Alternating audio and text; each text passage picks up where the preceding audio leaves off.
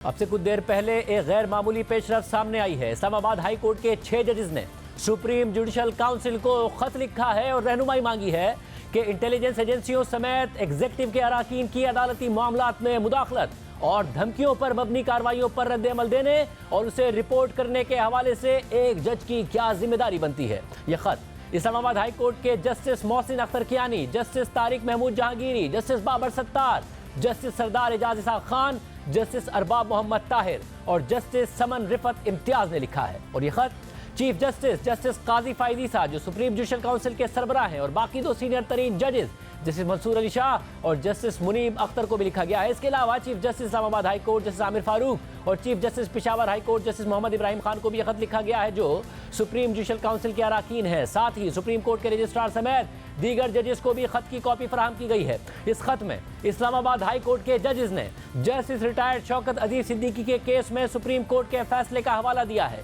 साथ ही कुछ दीगर वाकयात का भी हवाला दिया गया है और मुतालबा किया गया है कि इस बात की इंक्वायरी कराई जाए कि जजेस को ब्लैकमेल और धमकियां देने और उनके सियासी नौयत के फैसलों के नताइज पर असरअंदाज होने की कोई पॉलिसी मौजूद है और उसका तसलसल है। इसके साथ ही कुछ वाकयात का हवाला दिया गया है जिसमें जजेस को इंटेलिजेंस एजेंसीज के जरिए दबाव में लाने की कोशिश की गई। जजेस के दोस्तों और रिश्तेदारों के जरिए उन पर दबाव डाला गया। एक जज का शदीद दबाव की वजह से ब्लड प्रेशर बढ़ गया और उन्हें अस्पताल में एडमिट होना पड़ा। एक जज के करीबी रिश्तेदार को 24 घंटे तक अगवा रखा गया और उस जज पर दबाव डाला गया। इसके अलावा उसी जज के खानदान की निगरानी की गई, जिसमें उनके बेटे की निगरानी भी शामिल है। इसके अलावा मातहत अदलिया के जजेस को भी धमकियां दी गई, जबकि एक एडिशनल डिस्ट्रिक्ट एंड सेशन जज को धमकियां दी गई और उनके घर पर क्रैकर्स भी फेंके गए। इस्लामाबाद हाई कोर्ट के एक जज की सरकारी रिहाइशगाह पर एक रूटीन मेंटेनेंस के दौरान एक दीवार पर लगी लाइट को हटाते हुए ये बात सामने आई कि उस लाइट में एक कैमरा लगा हुआ था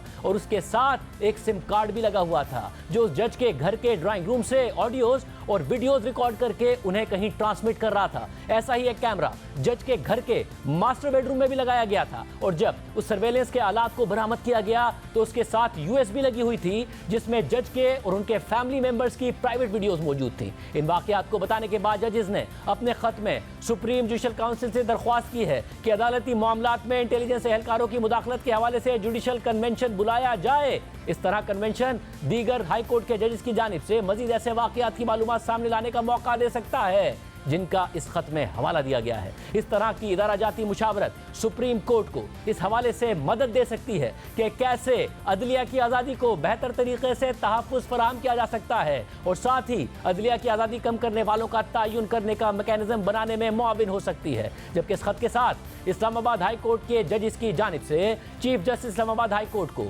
10 मई 2023 और 12 मई 2024 को लिखे गए खतूत भी मुंसलिक किए गए हैं, जिसमें इस्लामाबाद हाई कोर्ट के जजेस पर दबाव और धमकियों के वाकयात बयान किए गए हैं।